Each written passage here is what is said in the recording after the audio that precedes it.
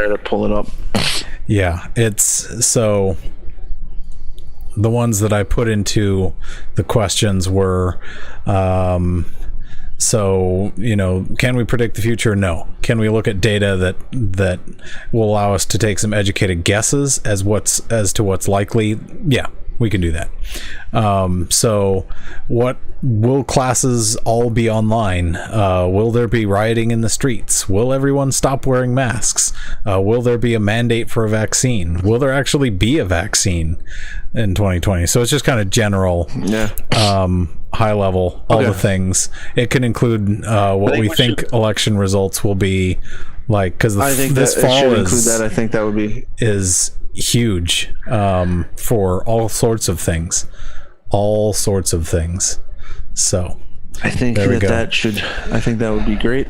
I think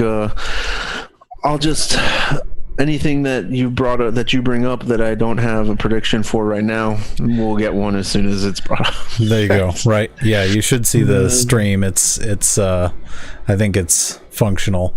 The metrics have shifted a bit, so we'll see. It's reporting stuff really slowly on my end, so anyway, so for those of you that end up watching this at some point, welcome.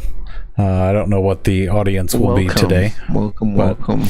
I am Dr. Staggs. I can predict that. I'm Dr. D, and I'm going to make my first prediction today that our audience will cap out with maximum three concurrent viewers. That is my first prediction. That is not an over-under. That is an exact number. I suspect it will peak at least once. And so we'll see. There have been a lot of live streaming issues, generally speaking, from Arizona, and people that have been doing live streaming to YouTube for eons have had bitrate issues, and it looks like we are no different, unfortunately. So I have done all the things I can do, and I'm running low latency and all the other things. So the Zoom comes in clearly. Sorry about the nose blow. I thought that I hit mute, and I apparently did not. So apologize for that. I don't have a fancy soundboard set up. I'm too busy running all the other nonsense. So that's fun. So what are we talking about tonight? We were talking specifically, well, that was for the two viewers or two concurrent viewers that now went to 0, which happens. So what we're discussing specifically is this idea of what we think is likely to happen in the fall based on what we have been able to observe so far. So there's a lot of information out there, but which area do you want to tackle for this one first? Oh man, I don't know. There's so many things. Why don't we start with it's the big question, and I think it's the low-hanging fruit of the predictions. Okay. Will classes return to campus? When do we think classes will return to campus legitimately? I'm gonna say 2021. And this is my opinion, is based on the fact that everybody else is basically saying that. We're going to fold, and we're going to do what everybody else does. That's because that's how it seems to trend. Right. That's my first prediction here. I'm gonna throw out a clear disclaimer in the first however many minutes here, just to clarify that this is not representative of any particular organization or the exact path that they will take. It's not a declaration of an official policy. This is purely the opinions expressed by the host and or other commentators, and this will not necessarily include factual truth. Fun fact about opinions. There's a fun fact about opinions. Some people would have you believe that an opinion cannot be wrong. However, that is not true. Opinions can be wrong. Opinions can be wrong. Some of these opinions may be wrong. If my opinion is that the sky is red, that is wrong. Right. That is wrong. Right. You can hold to it, but cognitive dissonance doesn't give you credibility. Now, and to go back all the way to episodes 1 and 2, if my opinion is that the Earth is flat, that is wrong. Right. Right. Yeah. There's all sorts of At me, internet. issues there. At me. Right. But your opinion, yeah. But anyway, so as our disclaimer says, this is it's not the opinion of Salad and Go, where I'm soon to be working, but right. Just myself. Right. Yeah. True story. So I will follow up with that one and say I think that classes returning to normal is going to be an artifact of fall 2021. But it's not going to be the way things once were. That's what I think. Right. So I have a lot of reasons for thinking this. So, all right. So let's break this down, right? So I think that there will be students back on campus in January. However, I think that's when we end up with the blended / broadcast models. So that's when we end up with the plan that we had for fall. That we've had for fall. Okay. That could be. Yeah. You could be correct. I think. And then we transition to fully back on campus. However, my next hot take is that there will now always be TOS sections. I think you are always. I think you are always be TOS sections accurate now. Because I think that cat was released from wherever it has come from. That cat was released a while ago. Look, I think even more than that, it's. I mean, how you expect to beat Apollo Creed if you can't catch chicken? Okay, I don't know. That's what we're dealing with here. That's the kind of logic we're dealing with here. Okay? Right. This is. Yeah, I've said that this whole time, this year makes less sense than watching the movie Spaceballs over and over and over again. It's I saw a t-shirt on Facebook today that said, if 2020 was a math problem, you're driving in a car going 2 miles an hour eastbound. No, I'm sorry. Let me start that over. Your canoe is going down the river 2 miles per hour eastbound when the wheel falls off, and you need to figure out how much pancake mix you need to reshingle your roof. Right. Okay, that's 2020 is a math problem. Word problem from heck.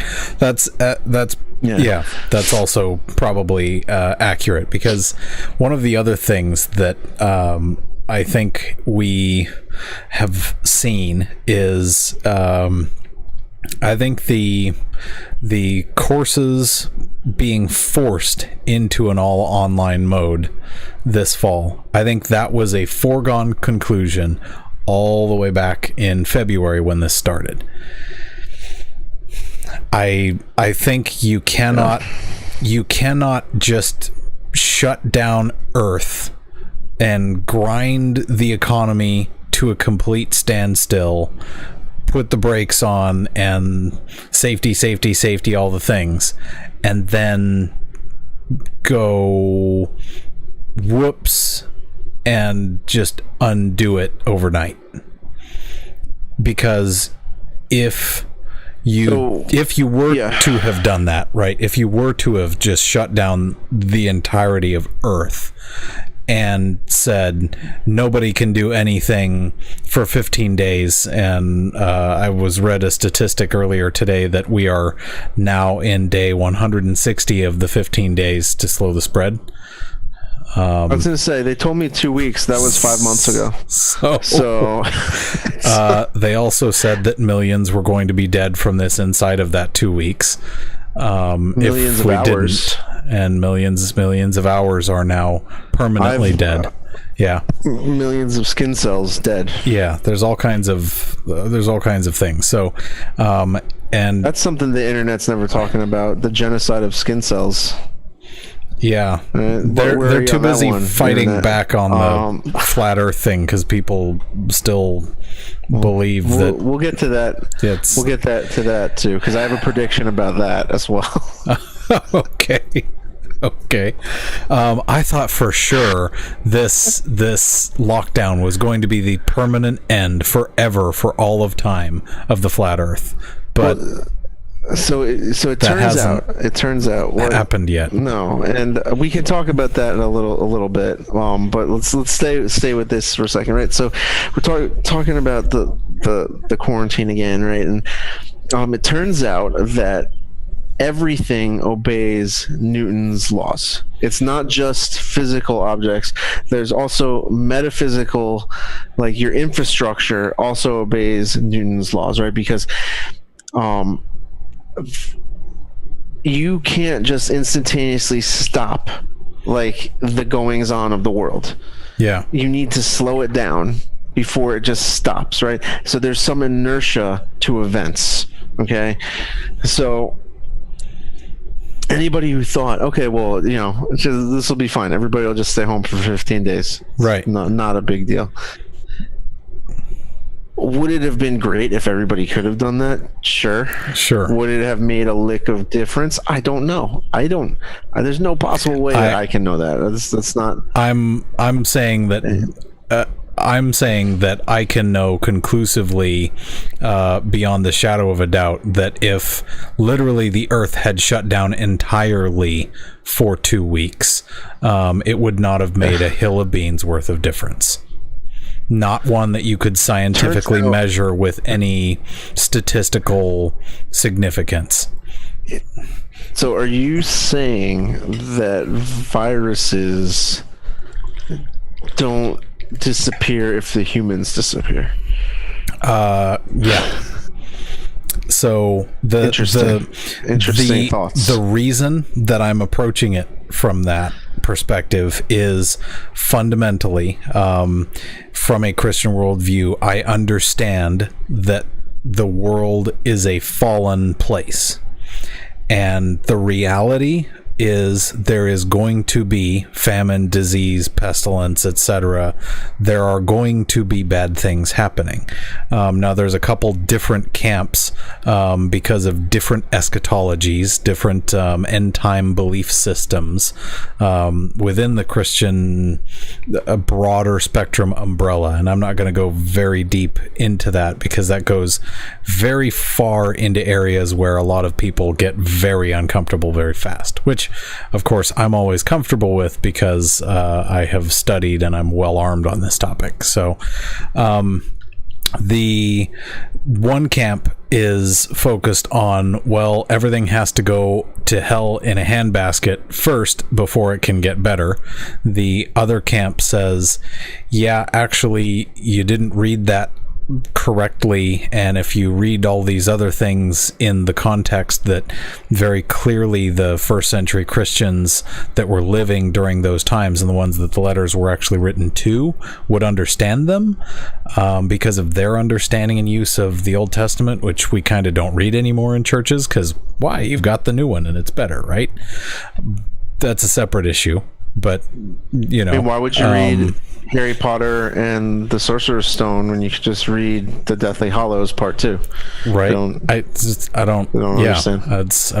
It's better, right? So the main thing is, because we live in a fallen world, in order for this whole thing to be redeemed, takes far more than just one single act by an individual person. So I'm not in the camp that thinks everything has to go to hell in a handbasket first.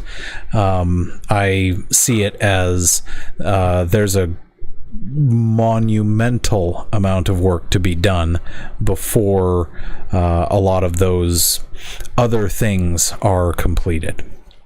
So there's going to be some differences in the way that things are being understood and thought about, but we're always going to have diseases in this life. We're always going to have viruses. We're always going to have communicable conditions because it is a fallen world.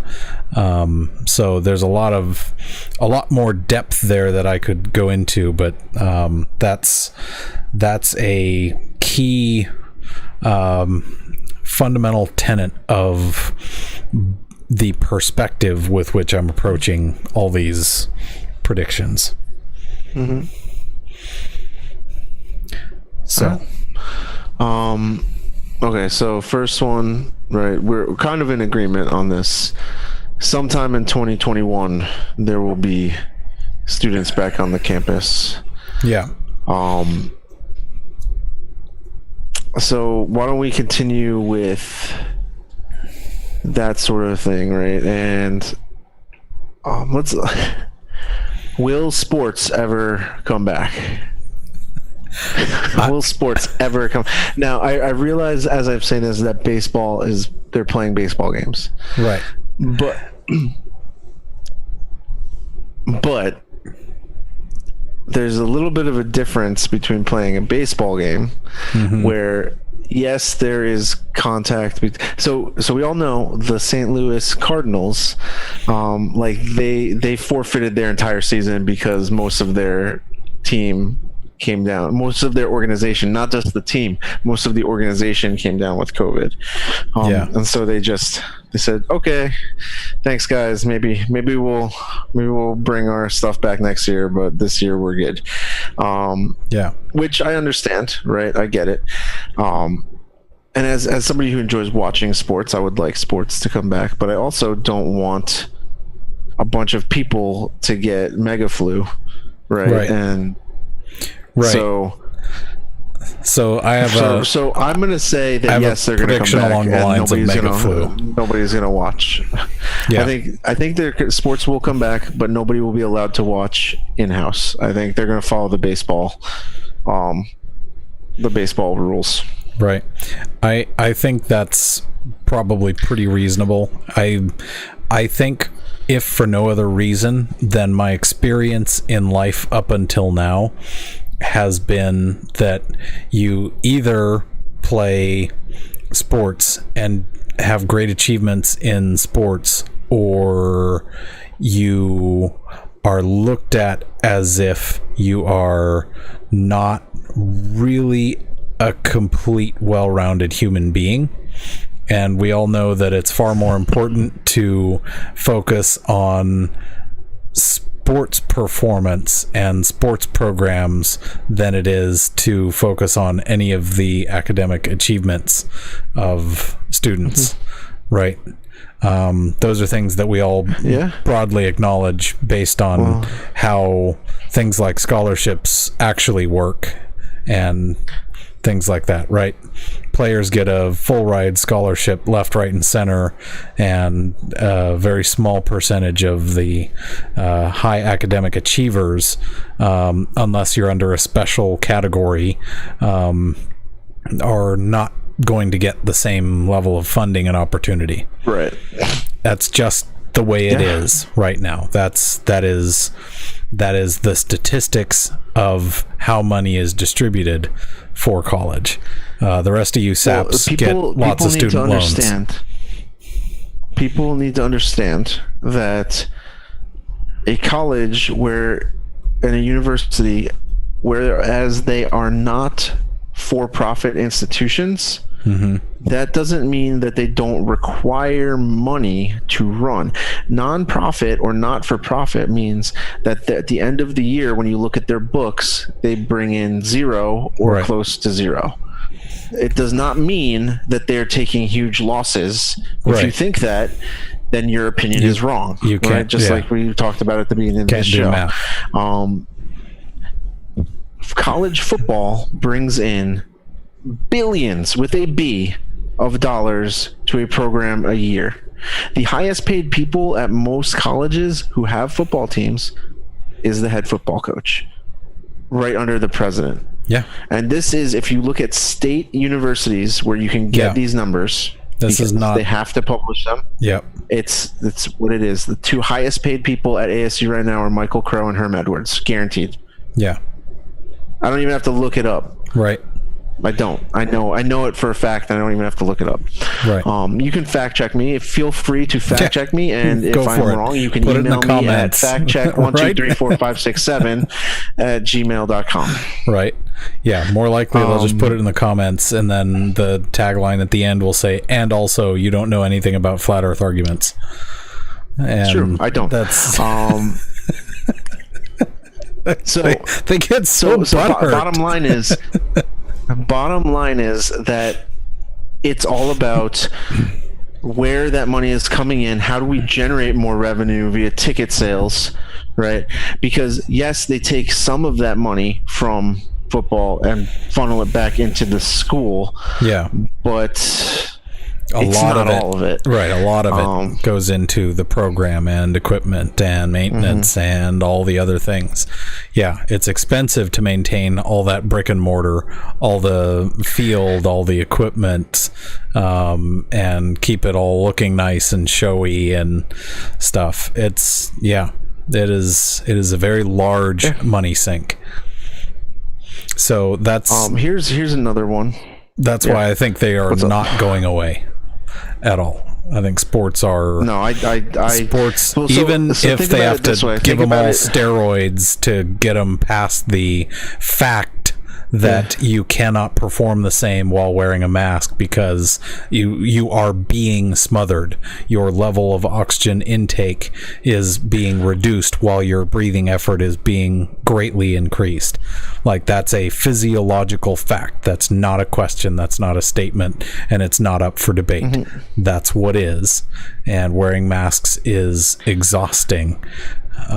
So you now, by doing something like that and mandating masks, you cut the athletic performance, which is part of the show and the spectacle that draws in the viewership. People would go to the arena. People went to the arena in ancient times, right? Not because the lion would lose.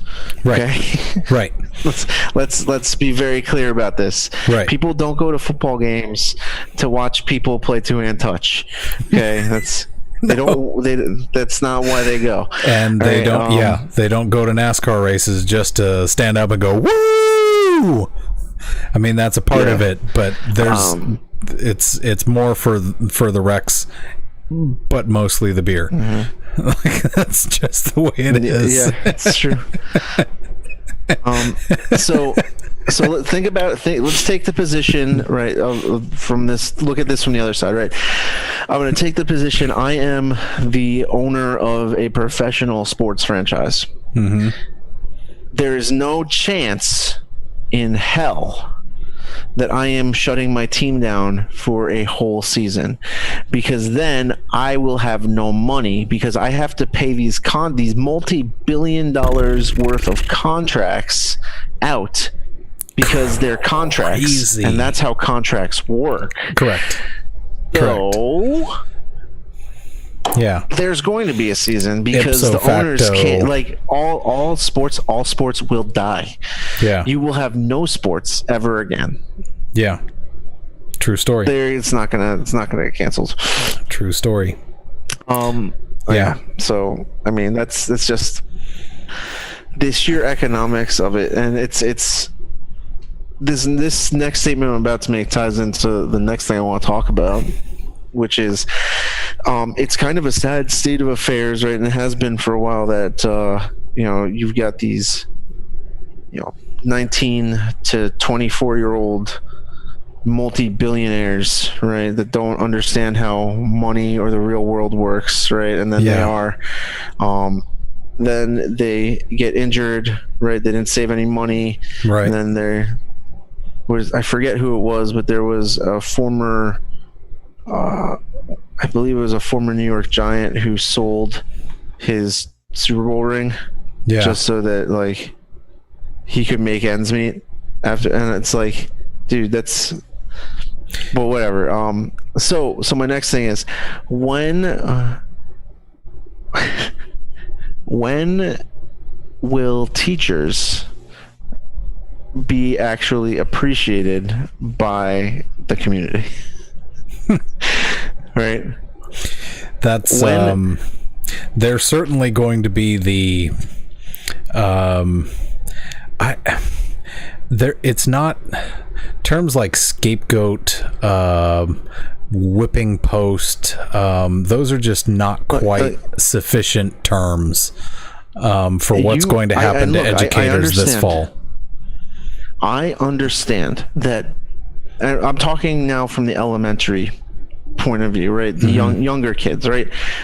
I understand that parents work, and I understand that this isn't the 1950s anymore, right? And we talked about this a little bit last week, right? Yeah, considering the cost of living. In order for you to beat the poverty line, you need to bring in like $300K a year. Yeah, no, we looked it up, right? As a matter of fact, in there's a little calculator deal for Maricopa County specifically, and it says if you want to be kind of average living with two people and 2 kids, right? So family of 4, you need to be right at about, and they break it all out up into, here's what you should expect to spend on food, here's what you should expect to spend on this, that, and the other thing. Yeah. And it comes out to be about 91 grand to live here in Maricopa County.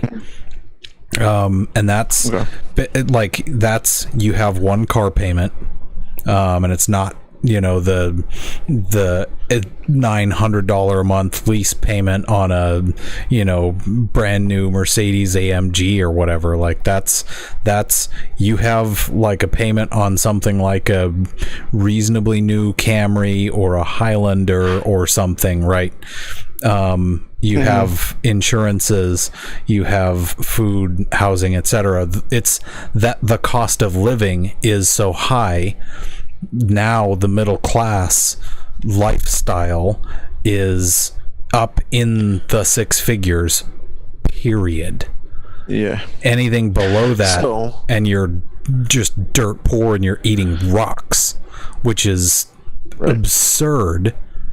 But that's what it is, and this is why we have to have multiple people working in the family, because the 1950s model doesn't work when the price index has gone way up through the roof. I would gladly stay home. Right. Right. It'd be fine. This is not a sexist thing. It'd be fine. It's not. Like, right. Sure. I would probably pull my hair out. No, I'd be bald right now from stress and aggravation. But sure. I'm not saying that. I'm not trying to say, hey, women need to be chained to the stove, and that's not what I'm saying at all. I don't work if you want to work. I don't care. But like the math, the fact of the matter is, if you can't. I mean, realistically, dead minimum, if you need something more than $60K just to scrape by at the bottom of the barrel, not even having a grand to spare for emergencies, you're probably on the order of $60K minimum for a family with like 1 kid. And teachers make significantly less than that. Yeah. And so teachers make enough money to rent a modest apartment with another person, right? Who is probably also a teacher. Who is also contributing. And and maybe pay back the interest on their student loans. Right, without ever actually making any progress. Without cracking the principal anywhere. Yeah. That's correct. So I mean, and then you're going to turn around and you're going to say, well, this is ridiculous. I need to go to work. You need to watch my kid. That's first of all, schools are not daycares. Right. They are teaching your children how to advance through society via education and knowledge, right? They are it's a valuable profession. I'm a little bit biased, right? Because, my wife is a teacher, right? But, people need to change their tude, and my prediction is that their tudes will not change, which is sad. No, and because I don't think that they're going to change, but they need to. The educators are going to end up the ones that get run through the shredder because the administrators can only be found guiltless in all of these proceedings, and that's not going to change, right? The thing that has caused the explosive expense increase is the growth of the administration at schools, because there's now the head director of which stupid freaking bathroom the kids use, right? There's probably literally vice presidents of bathrooms.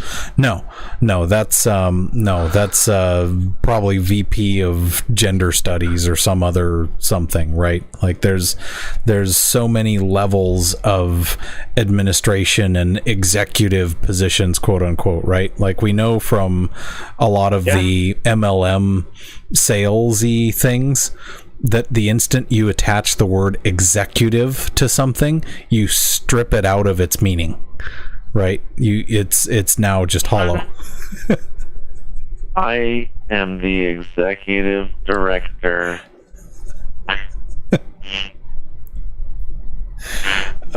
Sorry, there's a lot of reasons why it's humorous. So the educators are in charge of are paper going towels. to I'm not a janitor. I'm the executive director of toilet cleaning. Right. The sanitation engineering team. Yes. Yeah. That's got to use all the buzzwords in there. So the problem is the educators are going to bear the brunt of this fall. Everything will be our faults, and we will not be able to do any of it correctly. I made the comment to you earlier today, and it's half joke, half serious. Well, I'd say it's 90% serious, 10% joke.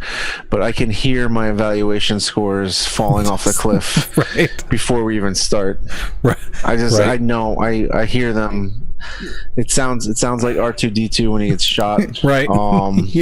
Yes. On the back of the X-wing. Right. Yes. That's what it sounds like. That sounds like a 3-year-old on the Tower of Terror. Pick your right. Pick whatever one of those works for you. Right. It's gonna be a mess. That's for sure. It is gonna be a mess. So,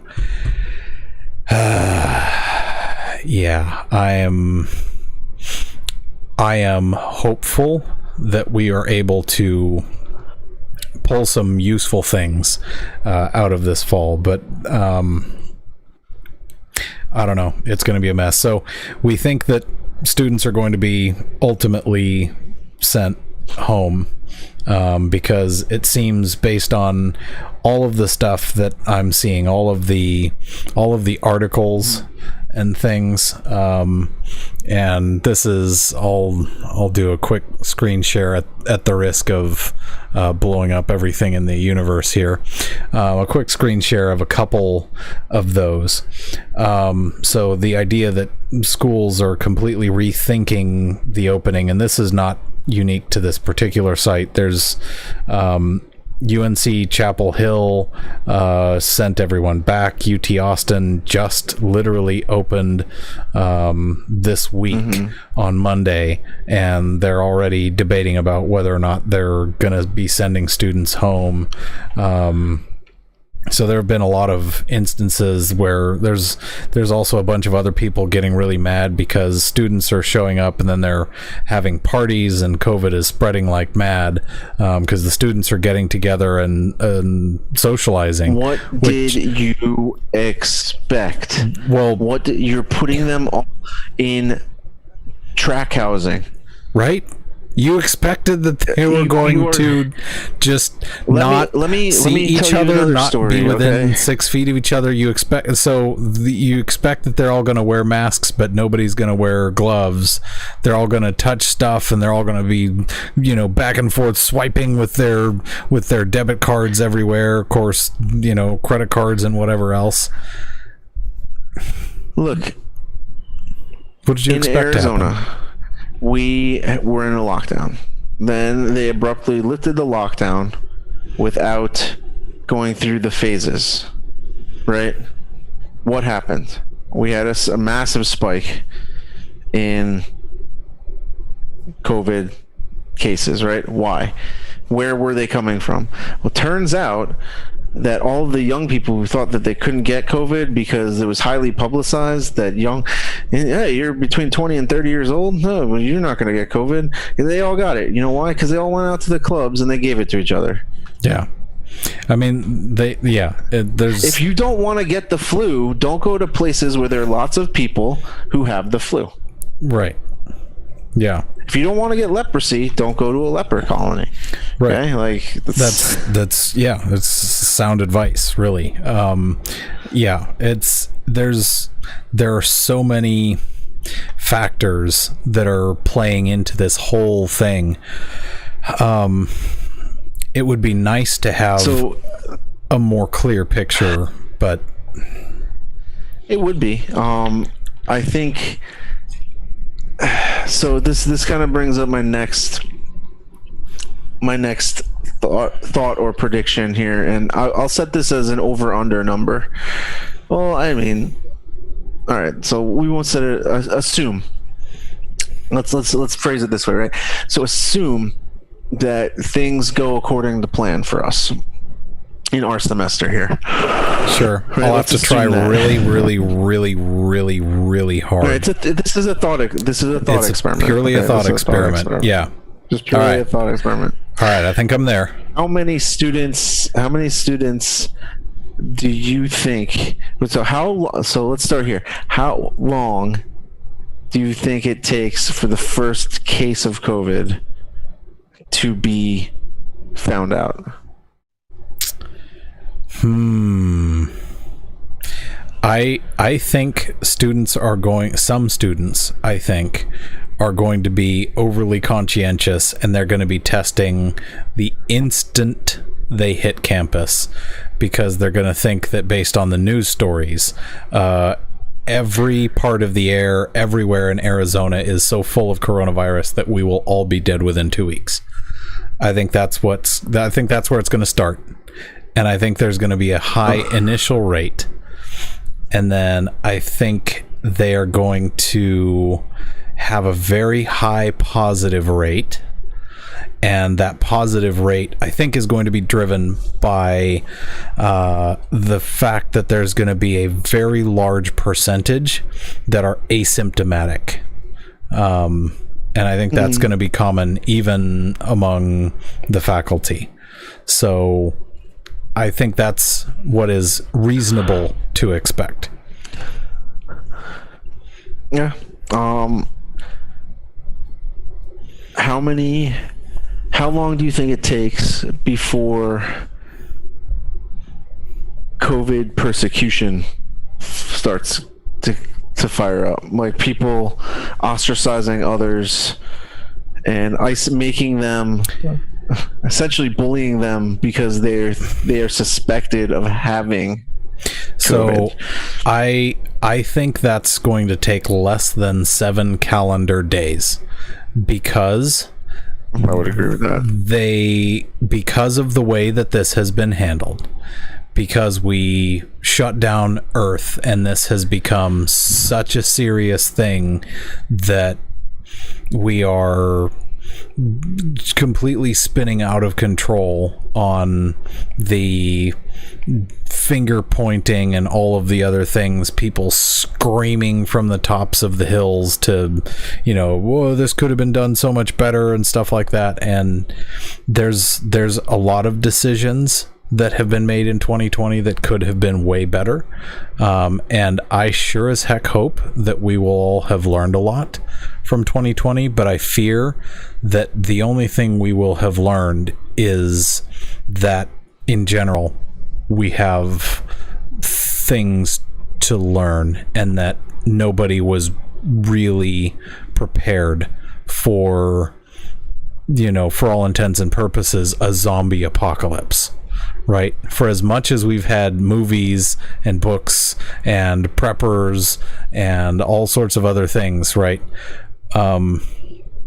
Generally speaking, people were not anywhere near as well prepared as they should have been. So I think this COVID persecution thing is very likely, and I think it's not going to be limited to being between students. I think that there are a number of faculty that I've heard in different meetings and things that are so panicked by all of this that if somebody walks in the class without a mask or tries to, or if they itch an itch on their nose and move their mask off of their face, they will demand that security shoot them. Like that's a bit extreme, but I would say from my point of view, I am going to uphold the rule of campus saying that you need a face covering, right, and I will not let you into my class if you don't have one. Right. But if you're in there and you're like, scratch your nose, well, I mean, as long as you don't like sneeze in my face, I think we can probably be all right. I didn't say you or I would react that way. I said there are some faculty that I have heard. No, in case any of my students end up watching this, right, I want them to understand that the school policy as of right now is that you need a face covering because we're being good little CDC followers, and you're gonna wear your face covering and you're gonna sit 6 feet away. That's right. From everybody in the class. That's right. So, yeah, I've been working on the revised versions of my face coverings, and making sure that I have a few available, so that I can be in compliance like a good little comrade. So that's yeah. Anyway, I think you're right. I think there's going to be a lot of people snitching people out, and I think there's going to be a lot of people snitching others out. I think there's going to be a lot of derision and division in the ranks, and I think that's sad because we're all adults. Right. And I think that's something that I will have to address with the students directly, as a point of growth that will not get highlighted. So that I think will be an issue. So I don't know. Adapt or perish, right? Adapt or perish. That's right. Those are the choices that you're being given this semester, guys. That's unfortunately, simplify it and break it down. Yes. Well, you've got three. You can give up, right? You can try. You can give up, right? Or I guess the third one is I don't even know. I was going somewhere with that, but yeah, I seem to have lost it in my brain. I'm tired. It's Friday. Yeah, I apologize. Yeah, that's also trying an doesn't issue. guarantee. I guess it's try and succeed, try and fail, or just don't even try. Right? Those are your three. That's where it is. Yeah, that's what those are your options. So, yeah, there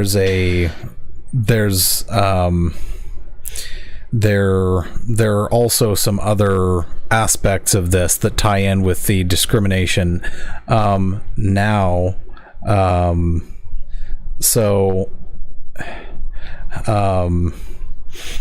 There are a lot of interesting metrics, and one of the things that they're suggesting is that I guess the WHO just came out with a statement today, earlier today, about the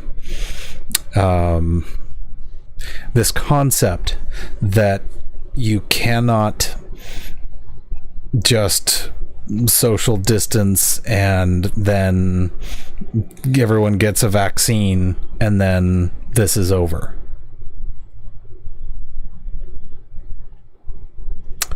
They're suggesting that that's not a silver bullet, and we can never go back to, quote, the way things were, because we have to rethink public health as a whole. And so the vaccine is going to be a vital tool, but I think just that can't. there have been some things that. So I think that what the main thing that this has highlighted, right? The main thing that this has highlighted, to me at least, is that if there was a significant medical emergency, our hospitals are not equipped to handle that. Full stop. Yeah. The infrastructure of our medical system is not, like, if there was if something really tragic happened where a large area of, like, a meteor falls from the sky and lands on a large city, right? We don't have enough hospital infrastructure to save everybody. Yeah. That should be concerning to people. That should be, right? If there was a large tragedy, there are things like that sucks. I mean, and how do we combat that? Well, we can't just open hospitals everywhere, right? That's not feasible. I mean, it's a larger problem than I can solve here tonight on this podcast. But I think people need to be aware that, again, we talked about this probably like a month or two ago. Flatten the curve, right, is trying to delay the number of cases, right, to lay the burden off of the hospitals so that people who need treatment for something other than COVID can still get that treatment. Yeah. Right? Yeah. When you have immunocompromised patients, right, who need to be in isolation and quarantine, right, because, a cold can be very daunting for them. Something like COVID is a serious health risk, and you need to keep. And if your entire hospital is filled with nothing but COVID patients, right, how do you take care of the really sick people? The terrifying thing about this for me, I guess, is this is a virus that, by comparison to the history of large diseases and infections and things, historically speaking, this is such small fish by comparison. This had a 99 point whatever percent survival rate. So we got off easy, really easy this time, and that's again, and I think we not talked about downplaying the severity of the people that have been affected and stuff like that. But like I pointed out in one of the emails where I garnered some raised eyebrows, was this idea that we have drawn this circle around this small percentage of people and said, to hell with the 97 to 99%, right? Who cares if you get unemployed? Lives over profits, man. Right? If we had something that was serious in the way that they claimed that this was early on, right? Because the computer models were way wrong. You have to remember that what they were, and I don't know what model they were using, but you have to remember, and I think the thing that people are really holding on to here is the time frame over which this all happened. Yeah. Right? It was like, it seemed very rapid, but there has been a letdown at this point, right? There was a spike, and now it's right, coasting downward. And so, I mean, again, can the world go back to the way it was pre-COVID? No. I think that for better or worse. And some things it's opened our eyes to inefficiencies that we have in certain places, right? But it's Yeah. also shown, I think that if you want to look at it in a positive light, if you want to be optimistic, it's shown you how not to act as a person in certain cases. Yeah. That even though you're stressed and you are, you're not in a good place mentally because you're thinking about all the worst case scenario stuff, you still need to interact with people and be reasonable and polite and amicable. Yeah. You can't just shut everything down, No. right? That's really not a thing. There's a lot that we can unpack from this, and I expect 10 or 20 years from now, we'll start to really understand like how this affects. Because I don't think this is something like 9/11 where everything's going to change instantaneously overnight, but I'm hoping that some of this starts the slow process of change in certain organizations, right? And in the way that we think about certain things. Now, I don't think it's going to go the way that I want it to. It's probably going to go the opposite way that I want it to. But I mean, at least examine our response under a microscope, see what we did right, see what we did wrong, move on from there. Because if something else of this magnitude happens, right, or God forbid something worse, like super COVID, right? Right. The mega COVID, like what we've been warned about by Emperor Fauci there. He suggested that, oh boy, watch out for the flu season this time around. It's going to be a doozy. Like, that's fundamentally, that is a thing that you cannot know a priori. The thing that people are all excited about and all jazzed about are, we're going to get a vaccine for COVID and then we're going to be safe. Do you understand the nature of virus? Yeah, so for sure. There's no way in hell I'm going to be in the first. I'm like, that is not, I don't do flu vaccines ever for any reason. So just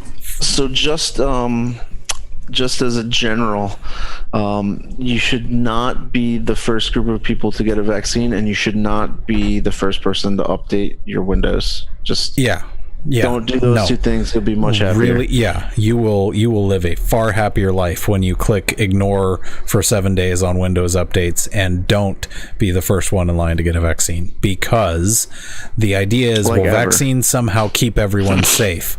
Well, they rushed out the vaccine for, what was it, H1N1, the flu, and then a whole bunch of people died, and we're not talking about that again. Right, but they're expecting that we're going to have an H1N1, right? But that's the thing. And if you listen to a lot of the pharmaceutical ads, they find the nicest voice that they can to tell you the side effects, like new or worsening heart failure could occur, but this will help with your digestive issues, but you need to talk to your doctor about it, right, or whatever. Right, and so new or worsening heart failure and death, right? Like, don't take a shower. Like, all this stuff is right. Like, all this stuff is in the pamphlets, but we don't talk about those things, right? We say, oh yeah, there's a small chance. It's no big deal, right? Whereas, if I were to take COVID odds and turn it around, big enough chance where they have to tell you about it, right? That's big enough chance where they literally have to disclose it, because some people have died. Their lawyers said you need to tell some people about it. right, and they each and every single time, right? So that's the thing, is if my alternative of second heart inevitable. Right? right? The reality is the flu vaccines are largely ineffective at actually preventing everyone, quote unquote, from getting the flu. Otherwise, we would not have flus anymore, right?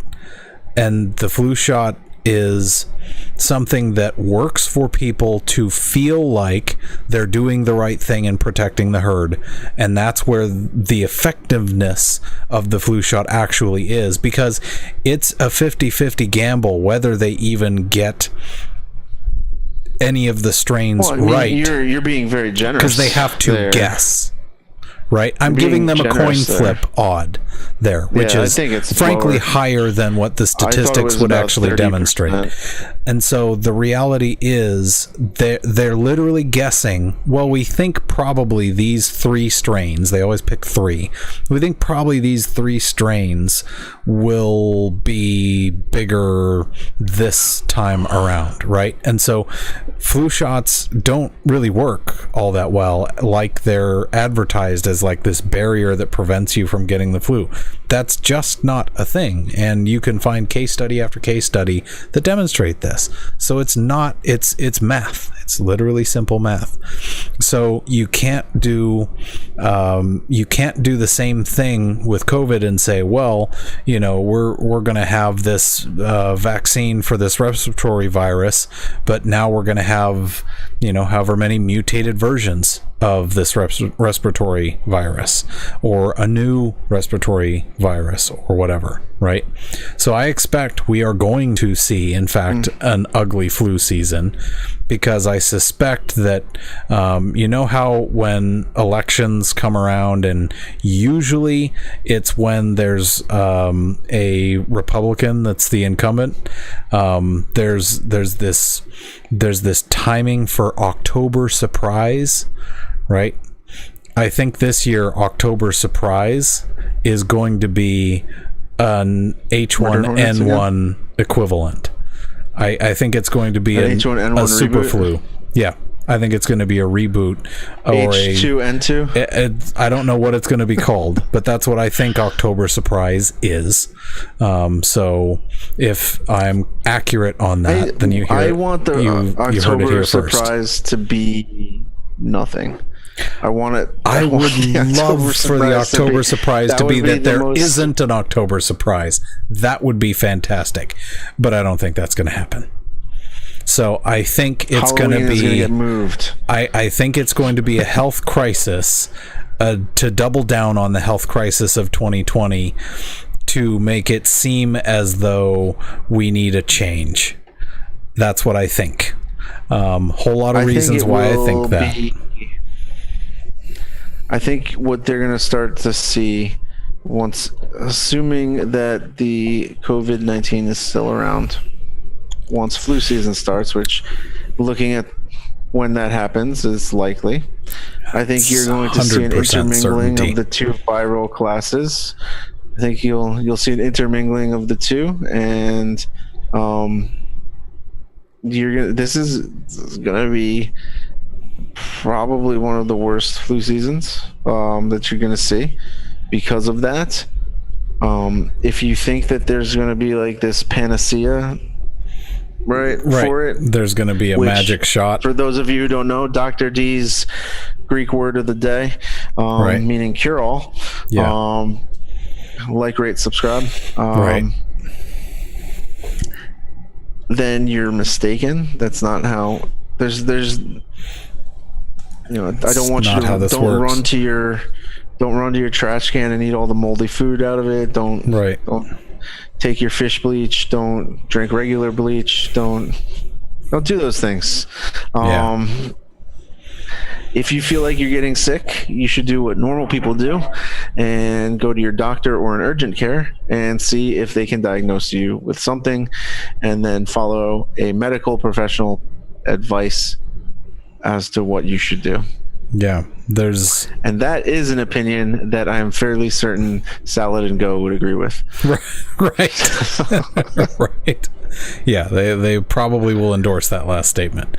Yeah. So I'm in the camp of, if you're horrendously ill, you should be staying home. I think that now maybe employers that previously were of the mindset, shut up and do your dadgum job, will have to sort of rethink the way that they approach coming into work sick.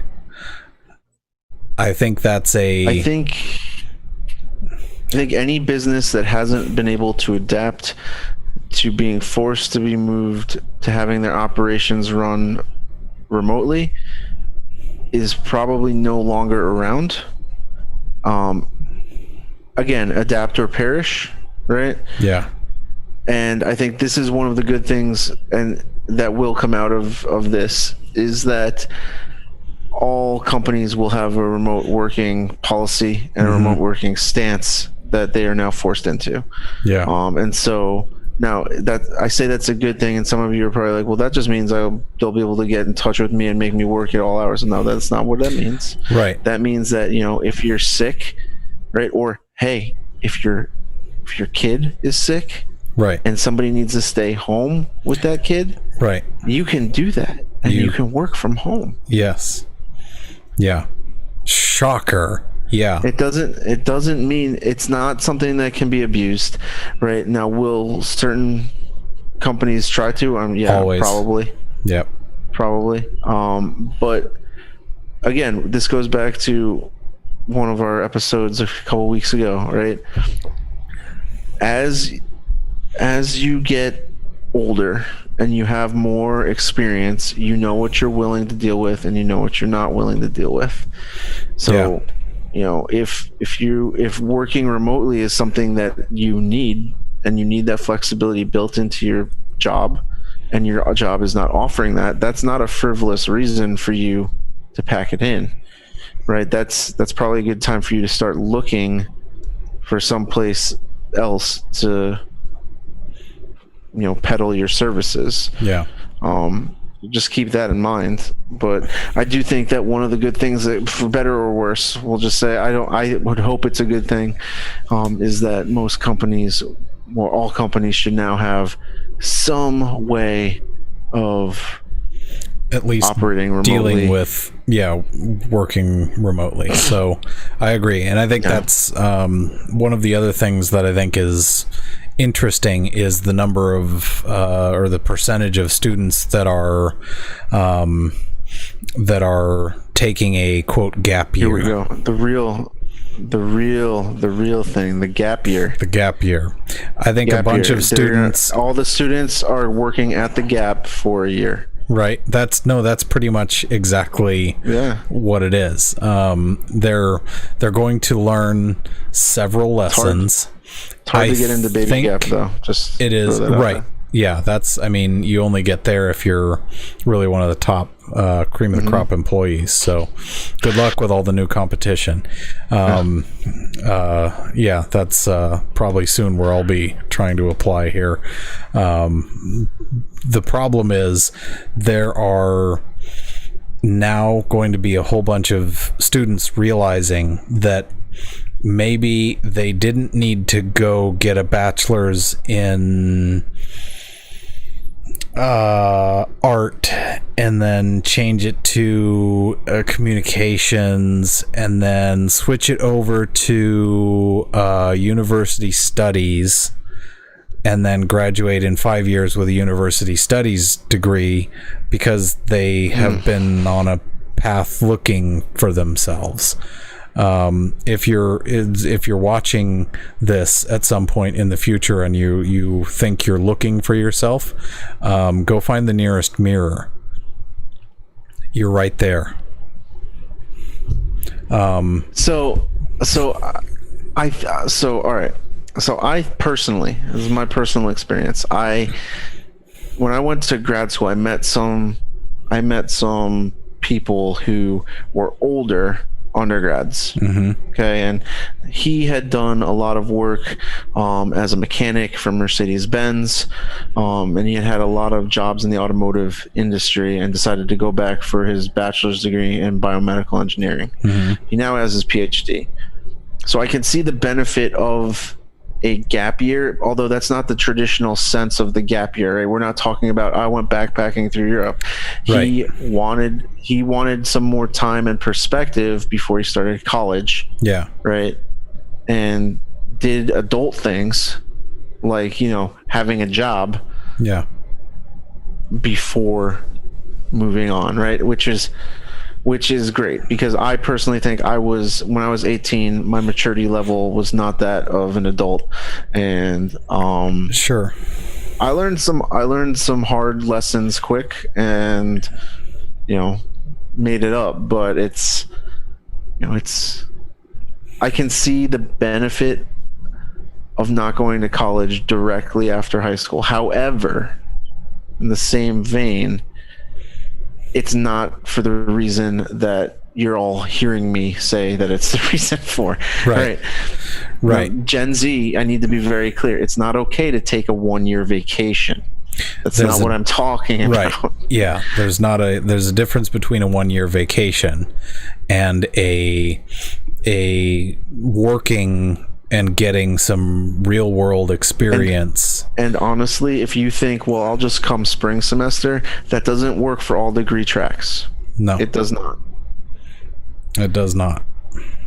So yeah, I personally, and I'm a little bit biased here, right, because of what I do for a living, but I would personally recommend, if you're not going to go to the college that you decided to go to, take some classes at a community college. Do something. Stay up on it. I think don't just give up on a whole year. Yeah. I think there's going to be several good things that are going to come out of this bunch of people taking a gap year thing. I think there's going to be perspective gotten by many.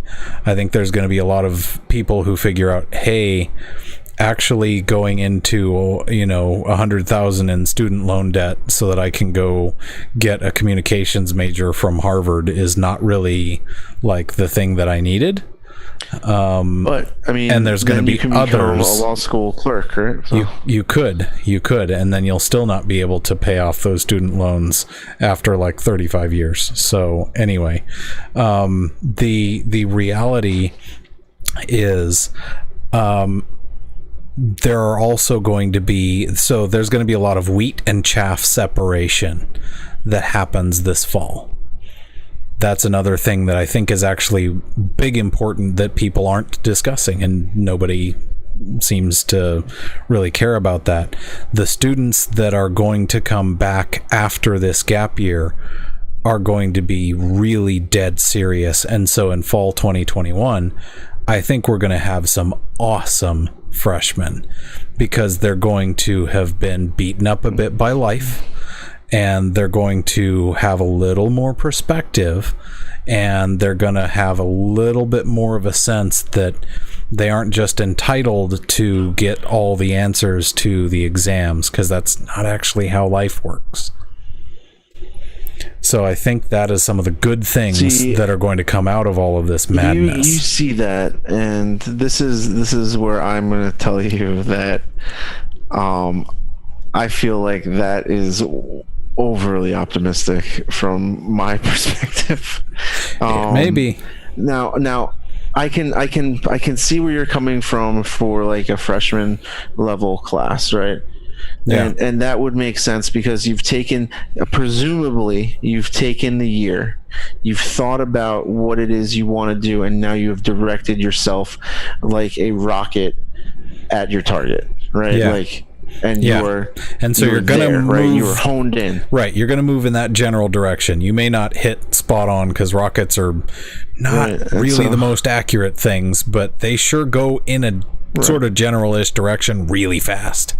So that's fine. Right. Good enough for now. So I can I see where that would be, right? But my issue I didn't comes say with, all, I said some. I know, and I feel like for the younger students, for that would be great. And I think that the problem is that, if you have like somebody who's a junior going into senior year right now, and they decide they're going to take a gap year, you are committing degree suicide, in my opinion, because now you are going to have to go back and try to remember the last 3 years worth of material Yeah. just to get a C to finish in your last year. If you're talking towards about the end, do whatever it takes to get this done. Yeah, to be clear, I'm only referring to the gap year for the ones who haven't For started like a senior yet. in high school coming into, or that's- somebody who's that's going all to I'm be a referring first-year to. student. Yeah, All right. that's all I'm referring to. I'm not referring And to that- somebody and that- that's a junior, because if somebody is a junior and they're like, "Oh yeah, I think I'm going to take a gap year," no, I completely agree. You are literally you're pointing the deck guns at your own deck and firing at will. Yeah.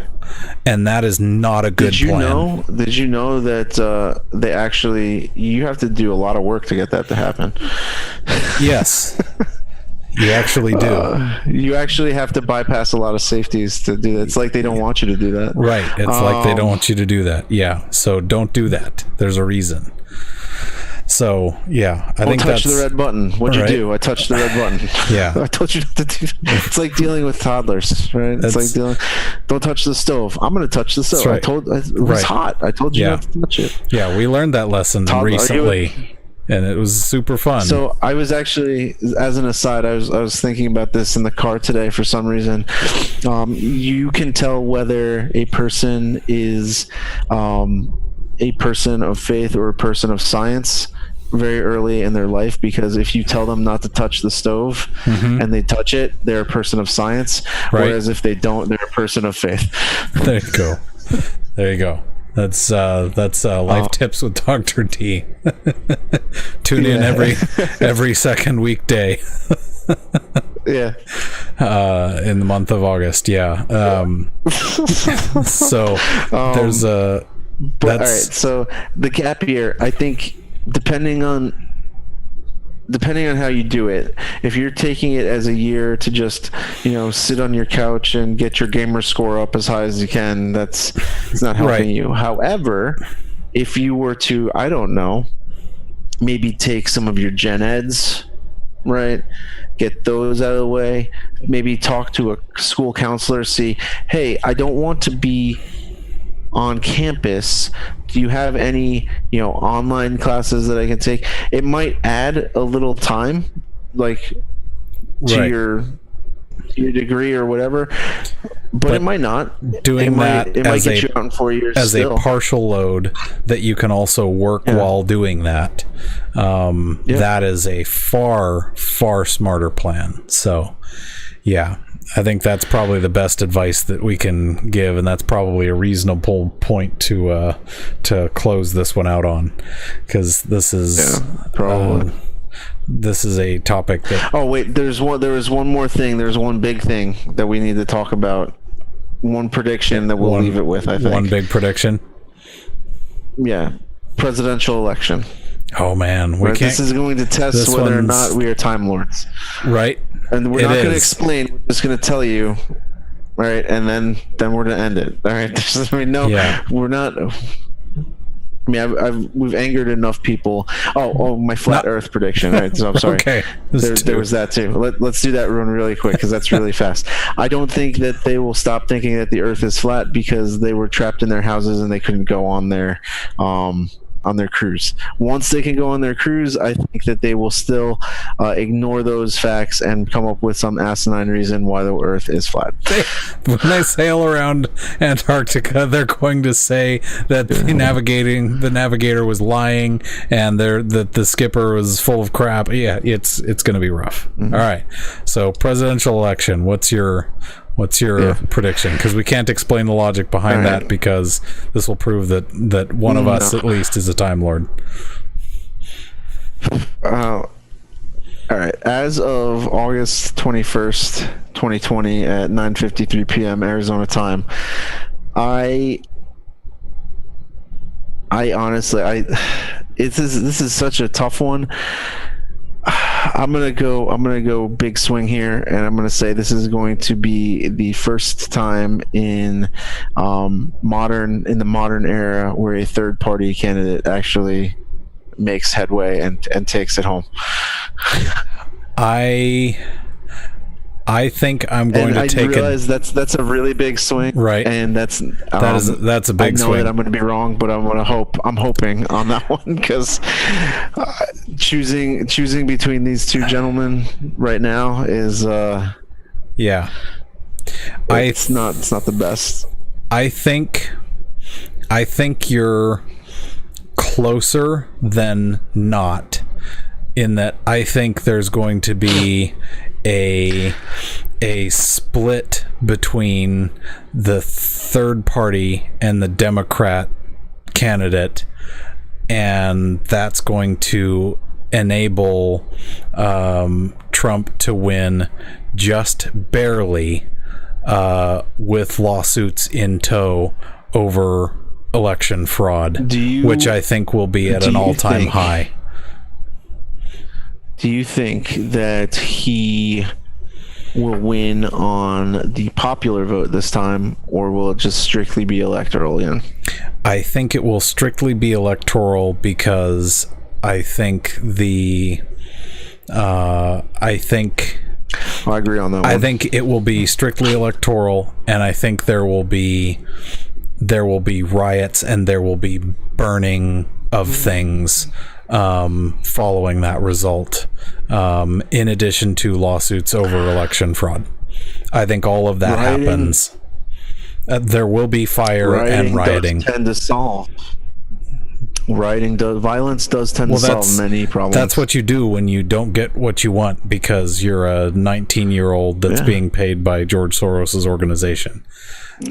So, well, you can ask my 3-year-old, my 4-year-old. Yeah. What do you do when you don't get your way? Yeah.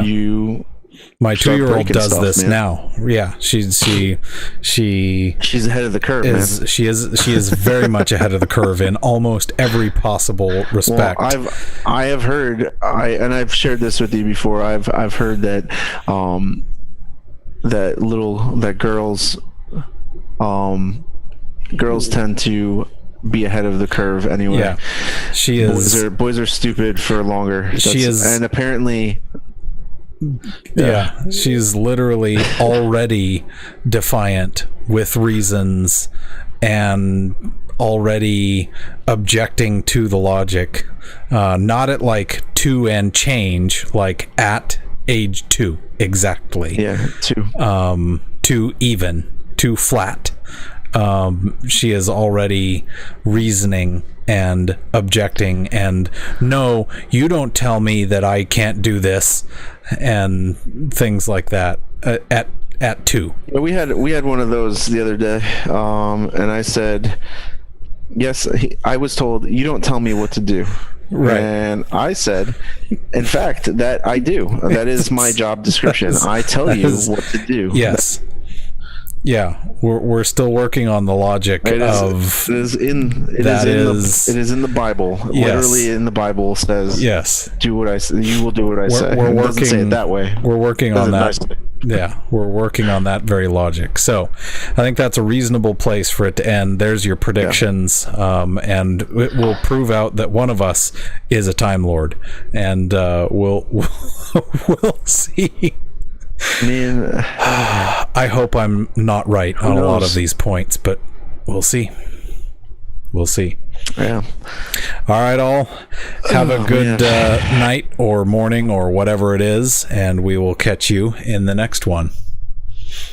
Yep. We'll see you around. Take care.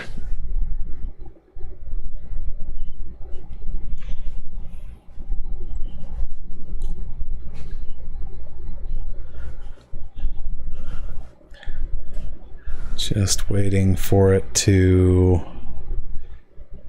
get to the right spot.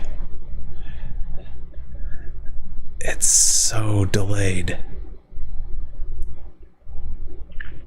This voice is called Genius.